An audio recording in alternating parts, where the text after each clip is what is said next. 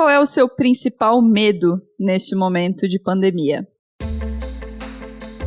Meu nome é Marina Mels e o meu principal medo é de perder as pessoas que eu amo. Meu nome é Larissa Guerra e o meu medo nesse momento é que a gente não consiga sair desse atoleiro sem perder muitas vidas, sem perder a nossa liberdade, a nossa democracia e, meu Deus, a minha pira é imensa nesse momento. O meu nome é Caroline Bruning e o meu maior medo nesse momento de pandemia é não saber o que está acontecendo e não saber no que acreditar exatamente. Essas são as minhas maiores questões. Bom, neste episódio, a gente vai fazer agora o nosso Quarentena Feelings, pra gente falar sobre os sentimentos que tá todo mundo sentindo, que tá tudo bem, às vezes não está tudo bem. E a gente chamou a Carol pra discutir um pouquinho hoje com a gente sobre o medo nessa quarentena, nessa pandemia de coronavírus e como é que a gente faz pra lidar melhor com isso. Então, sejam bem-vindas e bem-vindos ao Donas da Porra Toda, versão Quarentena Feelings. Donas da porra toda. Segundo uma matéria da revista Saúde, o principal impacto de uma pandemia não é o econômico, é o emocional. Tem várias pesquisas que mostram que muita gente já está sofrendo e muito com o isolamento, com a perda de pessoas queridas, e a gente está ficando com medo, a gente está assustado e a gente está buscando respostas num lugar onde ele não existe. Eu vi numa matéria há pouco tempo atrás que a diferença entre medo e angústia é que o medo é um sentimento com um objeto. Então, a gente tem medo de alguma coisa. E a angústia é uma sensação de medo de tudo. Eu não sei vocês, Carol e Larissa, mas eu me sinto com medo de tudo. Eu me sinto com medo e eu me sinto angustiada ao mesmo tempo. A Carol é psicóloga, a Carol já participou com a gente aqui no episódio de ansiedade e a gente bateu um papo com ela para falar um pouco sobre esse sentimento de medo. O que significa essa angústia que a gente está sentindo? Como identificar essa angústia que a gente está sentindo? Então vamos a mais um quadro do Me Ajuda Carol, né, Carol? Por favor, me conta um pouco sobre essa sensação. Olha, medo, na verdade, é uma coisa boa. O medo é aquela sinetinha que bate, que te alerta para um perigo. O problema do que a gente está vivendo agora é que a gente não sabe exatamente qual é o perigo e onde ele está. E isso está sendo agravado pela mídia, de modo geral, pelas coisas que a gente lê, pelas coisas que a gente vê na TV, a gente liga a TV, é isso, a gente entra no Facebook, é isso, o tempo todo você está sendo bombardeado de milhões de mensagens sobre essa situação, sem exatamente saber no que confiar. É engraçado, a gente fica mais ligado nas baixas do corona, nas perdas, nas mortes, no que tá de negativo, do que efetivamente prestar atenção em avanços científicos, em conhecer mais o que o vírus faz e quais os cuidados que a gente tem que ter. O nosso cérebro ele é feito para procurar as ameaças e se defender delas. O problema do nosso cérebro é que ele é excelente em procurar problema, mas nós, seres humanos, somos péssimos em resolver problema. Então, isso vira um conflito e acaba dificultando muita gente sair dessas situações. E aí, quando é um medo invisível, porque não é uma coisa que eu posso tocar, não é palpável, é pior ainda, porque eu não sei onde é que tá. E aí resulta na tal da angústia que você tava falando. Você tá sempre tenso, tá sempre preocupado, tá sempre procurando mais alguma coisa na expectativa de se defender. E eu acho que hoje, mais do que nunca, que a gente tá vendo é isso. Esse medo tá virando outras coisas, tá começando a ficar crônico, tá começando a virar ansiedade, tá começando a virar estresse, tá começando a virar pânico. Pessoas que nunca tiveram essas coisas antes estão tendo agora. Carol, eu até tava dando uma olhada em algumas matérias e vi uma estimativa da Organização Mundial da Saúde de que 1 em cada 5 pessoas vai ter algum distúrbio mental relacionado à pandemia do coronavírus, seja nesse período do antes, do durante, do depois, né? Mas, por outro lado, eu também fico pensando assim, ok, a gente tá vendo muita notícia ruim e tal, mas nesse momento em que a gente se encontra, eu acho que o olhar a notícia ruim às vezes se faz até necessário, né, para que a gente possa entender a gravidade da situação e de que não é o momento de a gente frouxar as regras, né? Sim, e assim, isso que você tá falando, Larissa, é real, a gente tem que estar por dentro das coisas. O meu ponto antes é a questão de você estar constantemente em contato com essas notícias. Se você conseguir selecionar um tempo do seu dia para ver isso, um tempo, começo, meio e fim é uma coisa. Agora, você está constantemente sendo bombardeado de notícias tanto falsas quanto reais e a gente nem sabe mais o que é o que, vai ativar em ti uma série de mecanismos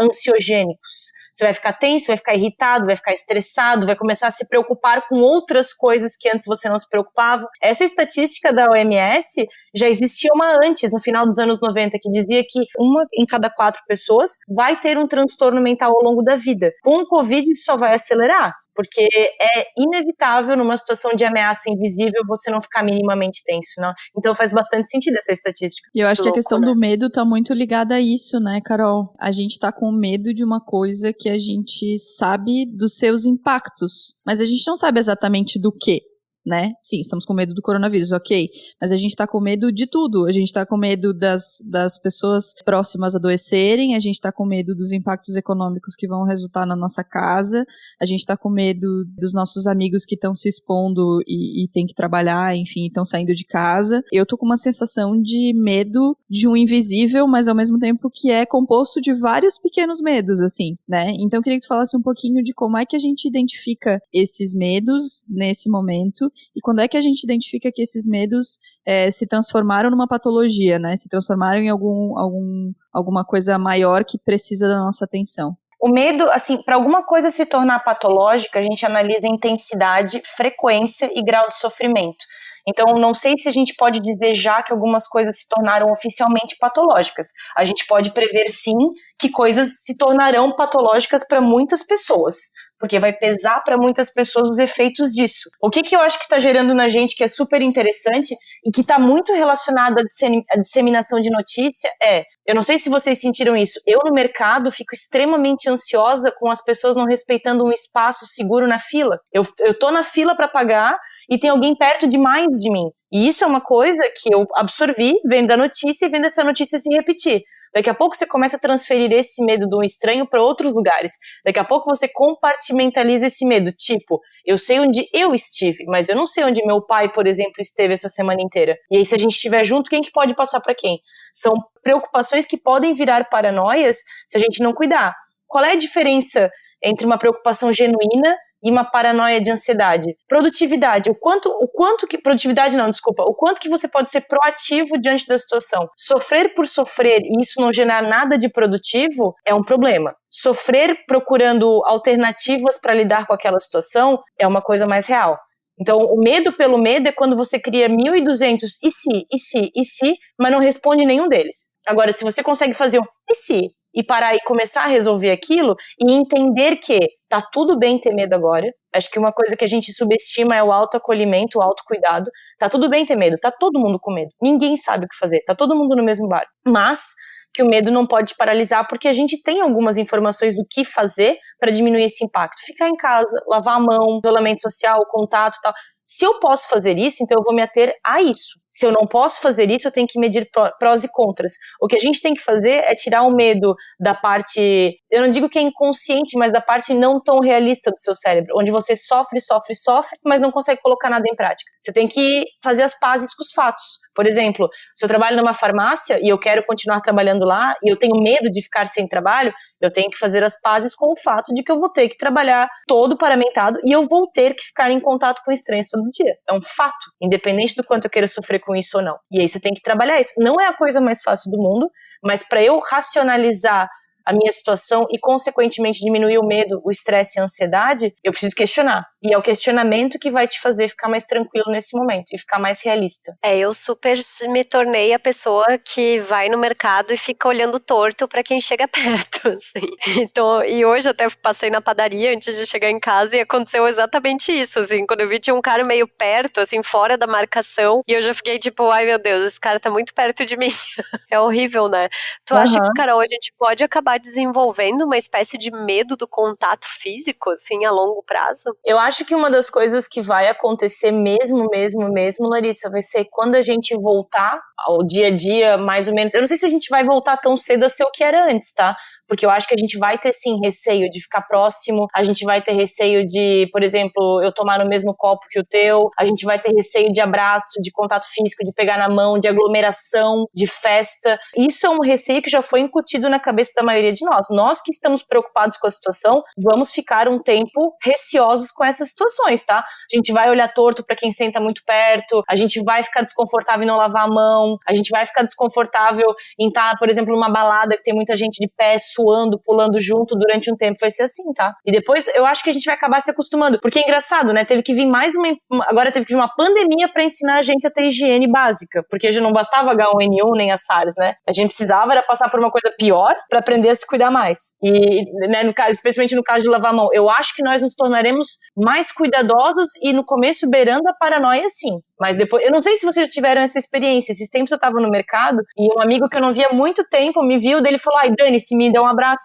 A minha primeira reação foi querer empurrar a pessoa. E depois eu pensei: não, sabe do que eu preciso? Vamos ficar aqui um pouquinho. E aí eu abracei ele de volta. Mas como foi estranho pra mim receber aquele abraço. Foi muito desconfortável. E daí eu pensei: é desconfortável agora também, porque agora todos estamos de acordo que não é legal. Mas assim que entrarmos num novo acordo em que pode fazer, tá tudo bem, ainda vai ser esquisito e desconfortável. Pode contar. Durante um tempo vai. E tem alguma coisa que você acha que a gente pode fazer pra lidar com esse medo? Ou talvez não deixar que ele chegue num estágio super avançado, que seja um desenvolvimento de uma patologia de fato? Ou é abraçar ele mesmo e tá todo mundo no mesmo lugar, emocionalmente falando, e é isso? Quando eu falo de aceitar, né, de se acolher, não é uma questão de se conformar, mas é de entender que a situação é difícil, sim. É isso mesmo, a situação é complicada, ela é esquisita, ela é misteriosa, isso vai me deixar desconfortável. A partir do momento que eu converso comigo e me permito sentir coisas desconfortáveis, medo, insegurança, angústia, elas automaticamente diminuem. Fica mais tolerável para mim os sentimentos desconfortáveis. Isso a gente já vê de filosofia budista, isso vem de muito tempo, é que agora a gente reciclou essas coisas. Mas não tem nada pior para uma pessoa ansiosa, por exemplo, e geralmente quem sofre mais com medo são os ansiosos, porque os ansiosos são os mais preocupados. Não tem nada pior para o ansioso do que tentar evitar sentir o que ele está sentindo. Porque é nessa corrida dos sentimentos que você começa a passar mal, tipo uma crise de pânico. Quando você começa a sentir mal, você não quer se sentir mal. Quanto mais você luta contra, pior vai ficando. Você não consegue prestar atenção naquilo ali e dizer: não, peraí, já passei por isso antes, talvez eu chore, talvez eu não chore, deixa eu prestar atenção aqui. Não, eu começo a pirar porque eu não queria estar passando por isso, porque não sei o que, e daí eu passo muito mal. À medida que se eu trabalho a aceitação das minhas emoções, elas me pesam menos. E é o que a gente tem que treinar agora. Tá tudo bem ter medo, tá tudo bem ficar desconfortável, tá tudo bem ter essa incerteza do futuro, que eu acho que é uma das coisas que estão preocupando mais as pessoas de modo geral. Tá tudo bem. Se eu conseguir ver que tá tudo bem sentir isso, não tira o fato de ser desconfortável, não tira o fato de ser uma droga, mas de eu aceitar que é a realidade que tá acontecendo, os meus sentimentos, eles tendem a ficar mais regulados. O problema é tentar fugir deles, a gente tem que respeitar os nossos processos. E claro, eu tô falando isso como alguém que trabalha com isso todo dia, então pra mim, falar de emoção é muito simples, mas a maioria de nós somos analfabetos emocionais. A gente não sabe identificar todas as nossas emoções, a gente não sabe separar, às vezes, medo de ansiedade, a gente não sabe nem sempre se expressar, mas é um treino, e é um treino que eu acho que todo mundo deveria fazer. E pra isso também tem terapia, né? Ainda bem que tem terapia. Ai, gente, eu ficaria aqui 5 horas falando sobre medo. Mas, Carol, então a tua sugestão pra quem tá lidando com esse medo todo que eu tô lidando e a Larissa tá lidando, tá todo mundo lidando, é acolhimento, autocuidado e autopreservação. Sim, e eu acho assim, conversar mais sobre isso, conversar com seus amigos ou com os boys de vocês que estão aí do lado, que vocês estão com medo, que é preocupante, que é estranho, sabe?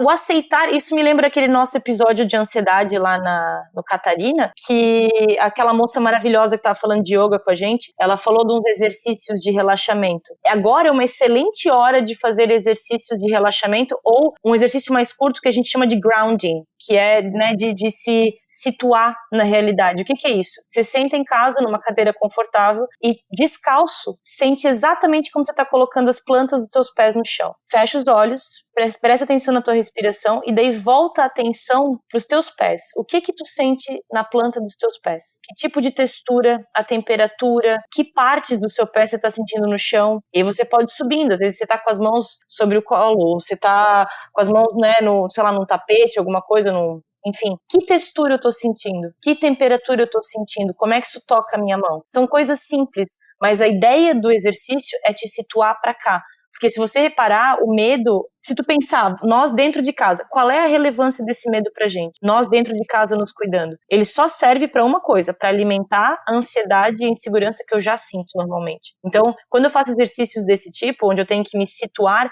é como se eu, em vez de deixar o meu cérebro voando a 100 por hora, imaginando todas as coisas horríveis, eu recolhesse ele e ficasse no presente. Exercícios de te trazer para o presente nesse momento vão ajudar muito. Tem vários exercícios na internet, meditação guiada é legal, exercícios de mindfulness são legais, esses exercícios de grounding, tem alguns aí na internet também, que basicamente é você prestar atenção em onde você está agora, porque isso você controla. O resto você não controla. Tudo que a gente controla na vida são os nossos comportamentos nas situações. A gente não controla nada mais. Então a gente tem que se focar no que a gente controla. E isso vai diminuir a ansiedade e o medo. Ai, parece tão fácil, amiga, mas não tem sido. Não é fácil. Não é fácil. Às vezes você vai conseguir fazer 5 segundos, mas o fato de você querer tentar fazer de novo naquele dia, ou fazer de novo amanhã, já muda tudo. É você estar se olhando. Pode ser que você fique 2 segundos, pode ser que você fique 1 minuto, mas presta atenção até nessas sensações. Agora que você falou, ai amiga, é tão difícil, é muito difícil, mas olha como a tua cabeça já tá em outro lugar, né? Presta atenção nessas emoções enquanto você tá fazendo exercício. O que que vem? Vem angústia? Que pensamentos que vem? E tá tudo certo, qualquer um que vir, tá tudo certo, né?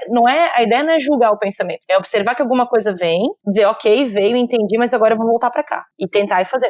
Esse é o exercício, é tentar sempre se trazer pro presente. Essa ideia do controle, pra mim, ela é muito poderosa, assim, eu realmente gostei quando você fala disso, porque parece que pra gente que é mulher, não nos foi ensinado, não sei se é esse exatamente o termo, né, mas a gente nunca foi, tipo, as pessoas que, você precisa ter o controle das suas emoções, da tua vida, daquilo e na verdade a gente pensa em ter o controle da vida dos outros, do bem-estar da casa, de tudo mais, sem olhar para as nossas emoções, né? Exato. A gente aprendeu em algum lugar que nós temos que estar à disposição do outro e nós não devemos estar no meio do caminho para o outro, né? As mães não são assim, as mães estão cozinhando para alguém, cuidando de alguém, lavando para alguém, mas raramente as coisas são para elas. E é tão maluco que eu até estava tendo uma conversa hoje sobre o Dia das Mães. A maioria dos presentes são presentes para uma dona de casa, geralmente, nem são os presentes para uma mãe. São coisas que ela vai usar para outras pessoas. Gente, se eu der uma panela para minha mãe, ela me mata. Que bom, e ela tá certa se ela fizer, não tá,